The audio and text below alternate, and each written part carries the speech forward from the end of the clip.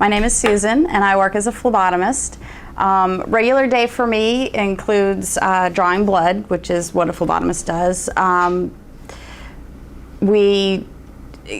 The way we work in the hospital, and certain areas are different if you work in a drawing station or if you work in-house, but in-house in the hospital, we receive orders from the departments.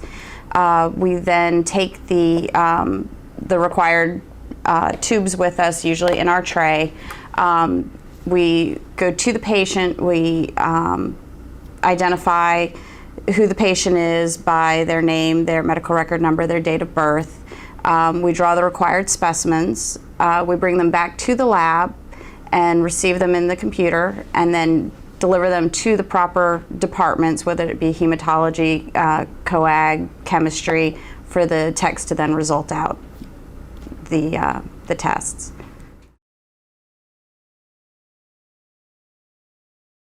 If you're interested in being a phlebotomist and what you need to do to become a phlebotomist, you need a GED or a high school diploma. Those are standard requirements.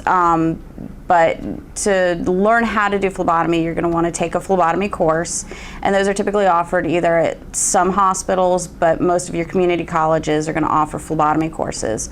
It's about a 3-month program, and then you have some hours that you're going to be required to do, and that's usually all encompassed in the program.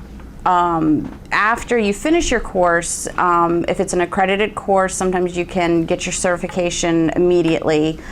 Sometimes you can, after working for a time, have the required hours to be able to sit to take your certification test. And there are different certifying bodies. Some of them are ASCP, APT, and National are 3 of the accrediting agencies, which then just make it a little easier to get the next job because people see that you've taken the initiative to continue on with your field. As far as skills needed, you learn the skills in the course.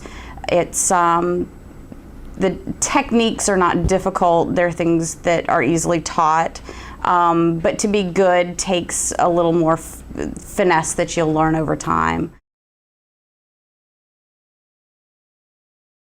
So the best part of this job is definitely the interaction with the patients. It's, really a lot of fun to have conversations with them. There is time in the day to stop. It'll take you a good 5-10 minutes in the room with the patient, and you can have a conversation with them as short as it is and really get to know people. It's a job that keeps you moving. If you are not a person who likes to sit still or sit at a desk, this is definitely a good job. It's I probably, out of an 8-hour day, get to sit for maybe an hour. It's nice to be able to just get up and wander around the hospital as you go patient to patient. As far as the worst part of the job, there are definitely some days that you go, why am I doing this? You'll have patients yell at you, hit at you, kick at you. I've been bitten, I've been thrown up on. Those are the days you just go, I need another job. And then you go into a patient's room and they say, you're the best person who's ever stuck me.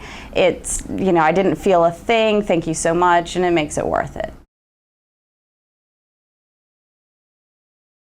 If you're interested in phlebotomy and it's something that you're considering getting into healthcare, it's a great step in the door. If you're concerned that maybe you can't handle the sight of blood, maybe not the choice for you. But if it's something that you're interested in doing, nursing or radiology or any of the other departments, it's a great short-term program to get into the hospital and to begin working in healthcare while you're still going to school and obtaining your degree. Most phlebotomists only last a few years because they typically are going to school and working on a more intense degree.